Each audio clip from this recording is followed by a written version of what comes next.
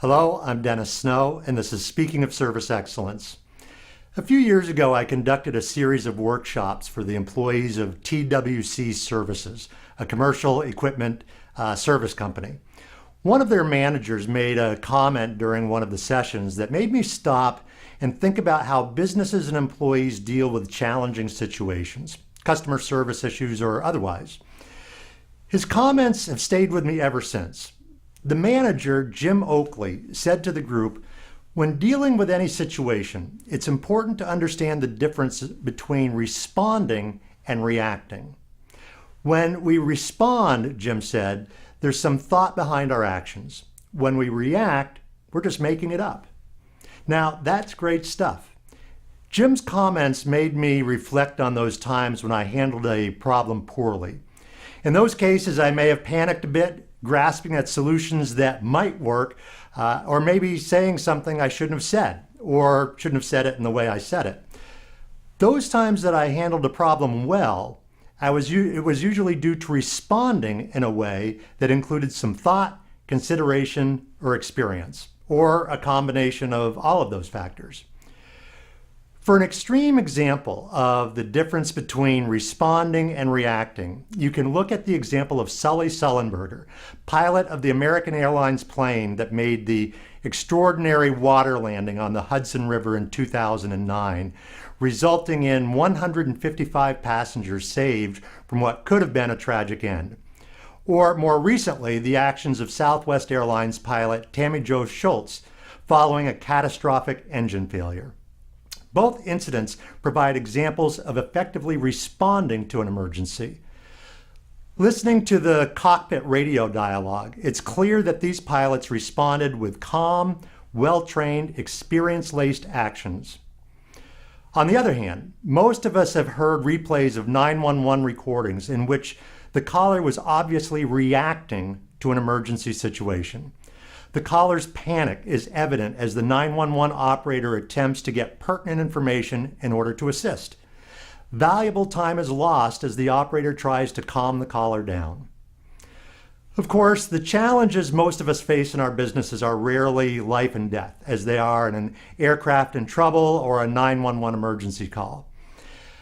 But how we handle challenging situations can mean the difference between a loyal customer and one who vows never to do business with us again. So what does all of this mean? It means that we need to set ourselves and our people up to respond instead of react. So here are a few questions to ask. When an employee is unsure of the answer to a customer's question, does he or she feel confident in how to get the right answer and how to get the right answer quickly? Do our employees know exactly what to do in a service recovery situation? Do we even have a service recovery strategy? Have our employees been trained in ways to calm down an upset customer? Do we discuss what-if scenarios in team meetings so that employees have an opportunity to consider challenging situations while in a safe environment? If a customer situation seems to be spiraling out of control, do our employees know how to get a supervisor immediately involved? And by the way, if you are an employee in an organization, simply change the wording of the questions so that they focus on your own ability to deal with those situations. And if the answer to any of those questions is no, take responsibility for rectifying that knowledge gap, if for no other reason than your own peace of mind. Not too long ago, I was on the receiving end of an employee's clumsy reaction to a situation. I was in an electronics store looking for portable speakers for my laptop computer. "Can you tell me where to find portable laptop speakers?" I asked. "I'm not sure if we have them," was the employee's curt reply. I took a deep breath. "If you did have them, do you know where they'd be?" In a bit of a huff, he stopped what he was doing, stocking a shelf, and led me up and down several aisles as he looked for the speakers, which was something I could have done myself.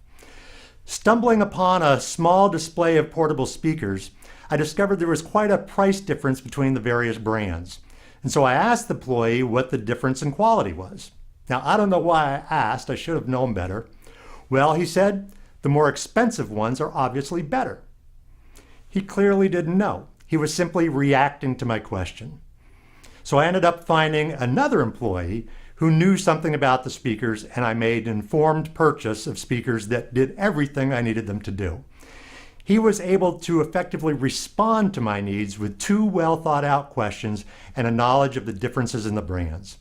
I'll definitely look for that helpful employee if I visit that store again. So while the difference between the words react and respond might appear subtle, the difference is actually quite profound. It's a difference that leads to customer frustration or leads to customer delight. So here's something to think about. In your business, what behaviors demonstrate effectively responding to a customer situation rather than simply reacting to a customer situation? I hope you found the ideas in this video to be beneficial. If you'd like information about how Snow & Associates can assist your organization, or if you'd simply like access to additional customer service resources, please visit our website, www.snowassociates.com. Thanks so much for watching.